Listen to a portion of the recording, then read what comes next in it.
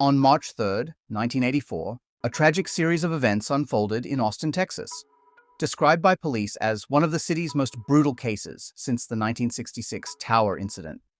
A 13-year-old boy narrowly survived by pretending to sleep, while his family fell victim to a horrific attack that left 3 dead. The boy heard everything that night. The messed up part is the killer and victims were next door to each other in the duplex they live in.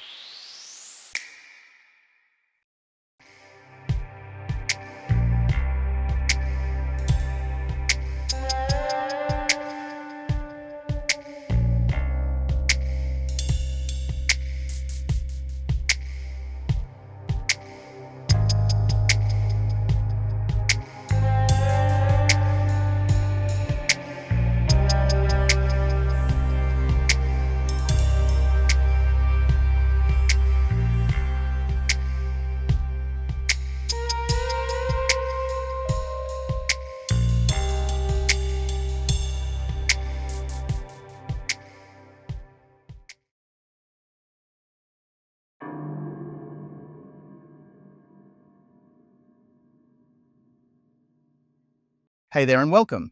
If you're into intriguing stories and true crime cases, you've come to the right place. True crime, creepy mysteries, folklore, you name it. Today, we will take a look into a horrific true crime case that took place in 1984.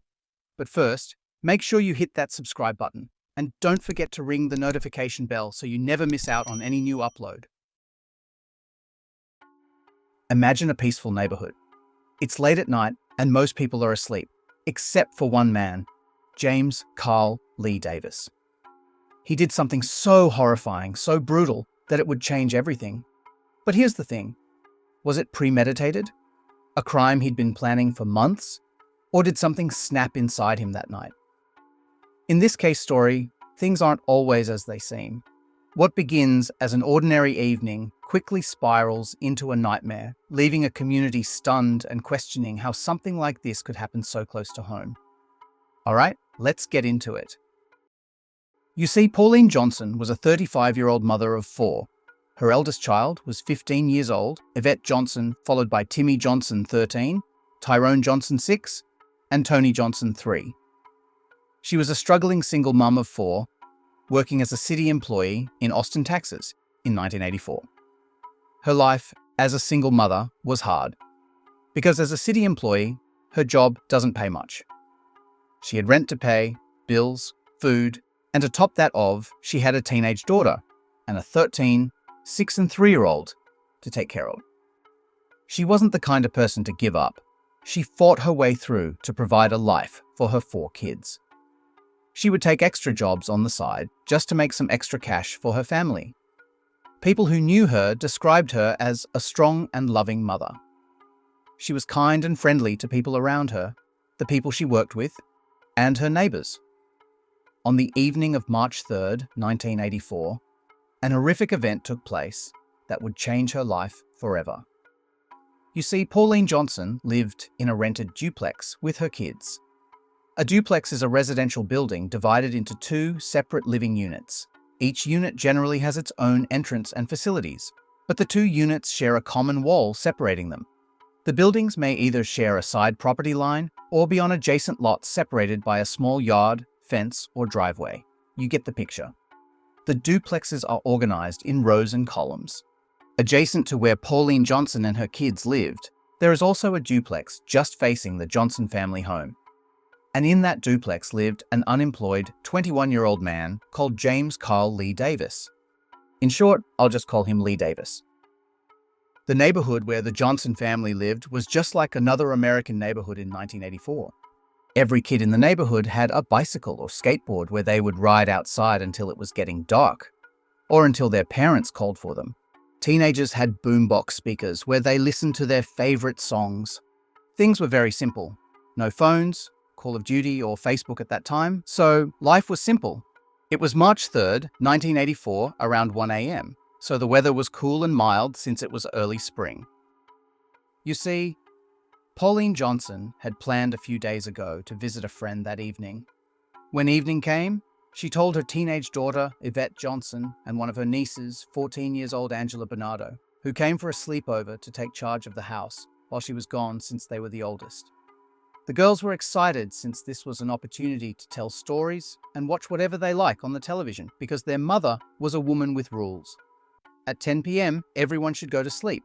So this gave them an opportunity to do whatever they like because their mother would go out and come back the next morning. Around 6 p.m., Pauline Johnson left the house and went to visit her friend. On her way outside her house, she saw her neighbor, Lee Davis, standing in front of his home. She waved at him and left. The two older girls prepared dinner for themselves and their younger siblings. They sat down and ate their dinner, and after dinner, they prepared their siblings for bed. Around 9:30 that evening, all the younger kids were already in bed except the two older girls, Yvette Johnson and Angela Bernardo. As planned, they watched a few programs on the television and told stories and just passed time. Around 11:30, the girls switched off the television and locked the doors and went to bed, forgetting to lock the back door of their house. Everything was normal, just like every other night. However, in a few hours, 3 kids would be brutally murdered, and on top of that, one of them will be sexually violated. Every night before Pauline Johnson puts her kids to sleep, she would lock all the doors of the house, but on that night she left. Leaving the kids alone, the 2 girls were supposed to lock all the doors of the house, but since they were watching the television late into the night, they forget to lock the back door of the house, which would eventually turn out to be a terrible mistake. And this is how the horrific event took place. You see, around 1 a.m. on a Saturday, police responded to a call and found the bodies of Yvette Johnson, 15, Tyrone Johnson, 6, and Tony Johnson, 3. We couldn't identify who called the police, but someone did. When the police came to the Johnsons' house, they found the bodies of Yvette Johnson, Tyrone Johnson, and Tony Johnson, and fortunately, they found Angela Bernardo, the niece of Pauline Johnson, who came over for a sleepover, alive, but she sustained injuries to her face, and 13-year-old Timmy Johnson, who is also alive with no injuries. The 2 survivors were physically shaken and couldn't speak to the police. They were taken to the hospital that very same night for treatment. It was after a few hours that the kids who survived told the police what had happened that night. Their neighbor, Lee Davis, had planned to harm this family for some time. Lee Davis took karate lessons from a sheriff's deputy who also lived next door to both the Johnsons' family and Lee Davis. After their lessons, Lee Davis would rant about how he always wanted to be famous and that he would do anything to be famous. Lee Davis was unemployed at that time, so he would stand on the street corners and rant on people on the street on how he always dreamed of becoming an organized crime boss and about how he would spend the money he made from his crime organization. People saw him as an unemployed man ranting on about nothing and never took him seriously. The more people ignored him, the more he thinks to himself, I need to start committing serious crimes, showing people that he can become an organized crime boss. He started committing petty crimes and causing disturbance in the neighborhood. That continued for a while. That's where he started laying his eyes on the Johnsons' family. Seeing that Pauline Johnson was a single mother of 4, and all her kids were below 15 years of age, he started targeting them. He would eventually start harassing the family, especially the kids. He would make death threats and harass the kids while they were going to school in the morning, or when they came back from school in the afternoon. It got to a point where Timmy told her mother about what Lee Davis had been doing to them. Sadly, nothing was done about it. Here is what police uncovered when interviewing the kids at the hospital. You see, around 1 a.m. that Saturday, while all the kids were sleeping, Lee Davis carried out his sick plan. As I mentioned earlier, when Pauline Johnson left the house to visit her friend and saw her neighbor Lee Davis standing in front of his home, what he was actually doing was scoping the Johnsons' family home and devising a plan as to how he would enter their home at night. And when he saw Pauline Johnson leave her house, he thought to himself that would be the perfect opportunity to carry out his plan. At around 12:30 a.m., Lee Davis slowly started walking towards the Johnsons' family home, knowing Pauline Johnson is not inside the house. He slowly went around the house, checking and listening if there was any noise inside the house, indicating that someone inside the house was still awake. And mind you, this was around 12:30 a.m., so all the kids were fast asleep. After realizing that there was no noise because everyone was asleep, he started to look for an entry point into the house, somewhere where he could make his way into the house. He then came to the back door of the Johnsons' family home. He tried turning the doorknob, and that's when he noticed that the back door was unlocked. The kids had forgotten to lock the back door before going to bed. He then just walked into the house through the unlocked back door. The police officers who responded to the call said this was the most disturbing homicide crime scene they ever saw, comparing it to August 1st, 1966, when Charles Whitman climbed to the top of the University of Texas Tower and unalived 13 people with a rifle before police shot him to death. And to make things worse, the victims were all kids under 15. Around 1 a.m., all the kids were fast asleep, not knowing Lee Davis was already inside their living room. Lee Davis started walking through the corridor where the bedrooms of the house were. You see, from what we gathered, all the kids were sleeping in the same room at the time of incident. Lee Davis entered their room with a piece of metal pipe as a weapon. He opens each bedroom door until he comes to the bedroom where the kids were sleeping. When he walked into their room, there were 2 bunk beds inside. The first bunk bed had 15-year-old Yvette Johnson sleeping on the bottom bed and 13-year-old Timmy Johnson sleeping on the top bed. The second bunk bed had 3-year-old Tony Johnson sleeping on the bottom bed and 6-year-old Tyrone Johnson sleeping on the top bed. Their cousin, Angela Barnardo, slept on a spear bed near where the bunk beds were. Lee Davis stood over Angela Barnardo and stared at her for a few minutes, and mind you, the lights inside the bedroom were switched off.